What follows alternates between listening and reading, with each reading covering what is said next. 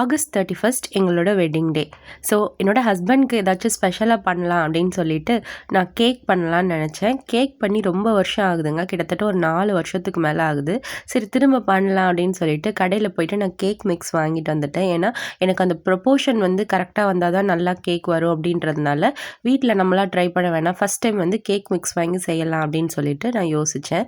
So mix வாங்கிட்டு வந்து அது கூட பார்த்திங்கன்னா 80 ml வாட்டர், அதுக்கப்புறமா வந்துட்டு 2 மீடியம் சைஸ் எக்கு, அப்புறம் 80 ml ஆயில் இதெல்லாம் வந்து சேர்க்க சொல்லியிருந்தாங்க. ஸோ அதெல்லாம் சேர்த்து தோசை மாவு பதத்துக்கு வந்ததுக்கப்புறமா இந்த மாதிரி வந்து பேக் பண்ணிவிட்டு அது வெந்துருச்சான்னு பார்க்குறதுக்கு டூத் பிக் வச்சு நான் வந்து டெஸ்ட் பண்ணிக்கிட்டேன். அடுத்ததாக க்ரீமுமே பார்த்திங்கன்னா எனக்கு செய்யலாம் தெரியாது. ஸோ அதனால் வந்துட்டு நான் பிஸ்தாச்சியோ ஐசிங் வந்துட்டு நான் டெஸ்கோலேருந்து வாங்கியிருந்தேன். என்னோடய ஹஸ்பண்ட்க்கு வந்து பிஸ்தாச்சியோ ஃப்ளேவர் வந்து ரொம்ப பிடிக்குன்றனால. அப்புறம் கொஞ்சம் செரீஸ் இதெல்லாம் வந்து வாங்கிட்டு வந்திருந்தேன் டெக்கரேட் பண்ணுறதுக்கு. அப்புறம் ஒயிட் சாக்லேட் வந்து அதில் எழுதுறதுக்காக வாங்கியிருந்தேன். ஸோ எனக்கு வந்து ரொம்ப நுணுக்கமாலாம் எழுத தெரியாது. ஸோ அதனால் ஜஸ்ட் இப்படி வந்துட்டு ஐ லவ் யூ அப்படின்னு சொல்லிட்டு போட்டுட்டேன்.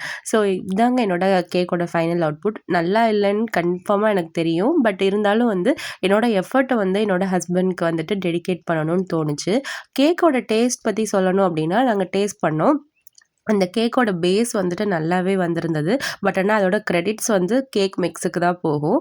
அடுத்ததாக அந்த பிஸ்தாச்சியோ க்ரீமுமே நல்லா இருந்தது. ஆனால் ரொம்ப வந்து சுகரியாக இருந்தது. பட் கேக் ஃபுல்லாக ஃபினிஷ் ஆயிருச்சு.